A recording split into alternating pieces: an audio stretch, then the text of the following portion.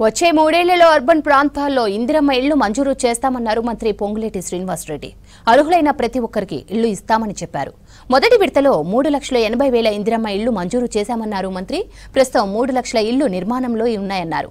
ఇక ఇందులో 3 రకాల ఇళ్ల నిర్మాణం జరుగుతోందన్నారు మంత్రి. మధ్యతరగతి వర్గాలకు ఇళ్లు ఇచ్చేలా ప్రభుత్వం చర్యలు చేపడుతోందన్నారు పొంగులేటి.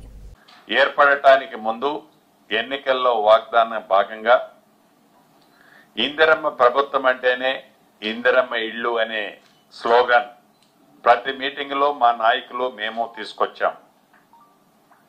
అన్నమాట ప్రకారం రాష్ట్ర ఆర్థిక పరిస్థితి సహకరించదు అని తెలిసి కూడా పేదవాడికి ఇల్లు అంటే 4 ఇటుకలు పైన 4 సువ్వలు పెట్టి స్లాబ్ పోయటం కాదు, పేదవాడి ఆత్మ గౌరవం, పేదవాడికి ఒక భద్రత, భరోసా, ఒక ఇల్లు. అటువంటి ఇల్లు పేదవాడికి ఇవ్వాలి అనే సంకల్పంతో పేదవాడి కష్టాలు తెలిసిన ఈ ప్రభుత్వం మొదటి విడత రాష్ట్ర వ్యాప్తంగా 4.5 లక్షల ఇల్లు ఇచ్చే కార్యక్రమం, ప్రతి ఇంటికి 5 లక్షల రూపాయలు ఉచితంగా 4 విడతల్లో ఇవ్వాలి అని ఆ ఇల్లు కట్టిన లెవెల్ను బట్టి ఇచ్చే కార్యక్రమం ప్రతి సోమవారం నాడు వారు కట్టిన లెవెల్ను బట్టి ఆ డబ్బిచ్చే కార్యక్రమాన్ని పూర్తి చేసుకుంటూ వస్తున్నాం. రాష్ట్ర వ్యాప్తంగా రూరల్లో సుమారు ఇప్పటి వరకు 3 లక్షల పైచిలకు ఇళ్లు వివిధ దశల్లో ఉన్నాయి.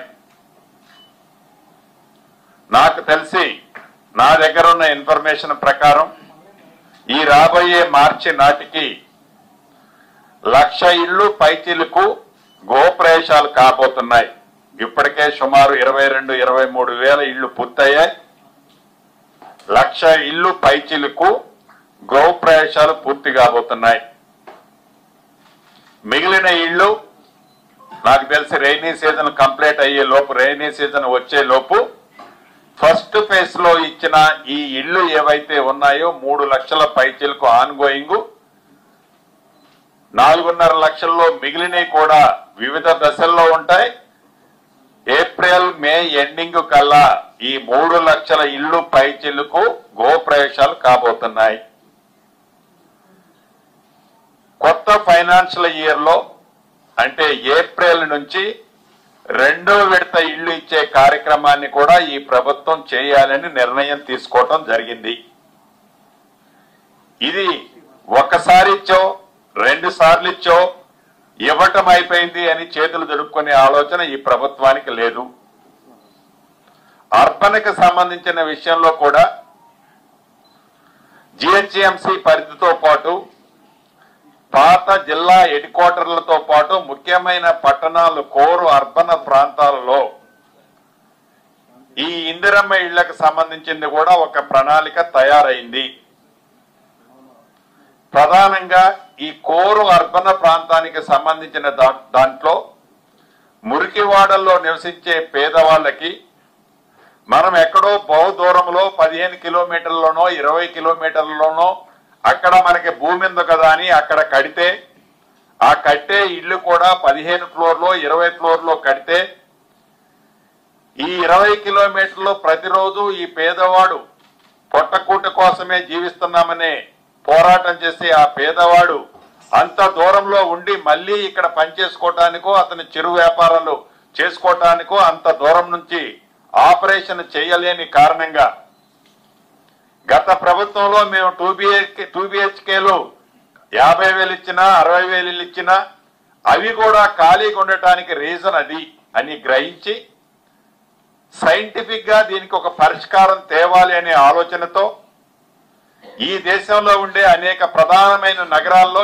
ఎలా వాటిని షార్ట్అవుట్ చేస్తున్నారు, లైక్ బొంబాయి, బెంగళూరు, ఢిల్లీ లాంటి ప్రాంతాల్లో ఎలా చేస్తున్నారు అనేది ఒక సైంటిఫిక్ సర్వే కూడా చేపించి అలా అక్కడ పరిష్కారం పాజిటివ్ గా ఎలా చేయగలిగారు ఆ పేదవాళ్ళకి అనేది రిపోర్ట్ కూడా తెప్పించుకున్నాం. దాని బేస్ తో ఈ మురికివాడలు ఉన్న ప్రాంతంలో అక్కడ ప్రభుత్వ స్థలాలు కానీ ఆ పేదవాడికి ఉన్న చిన్న గుడిసె ఉన్న ప్రాంతంలో కానీ అదే ప్రాంతంలో ఐరేజ్ బిల్డింగ్లు 15 ఫ్లోర్లో 20 ఫ్లోర్లో కాకుండా గ్రౌండ్ +3/4 మాక్సిమం ఫ్లోర్ 4 లోపే కట్టి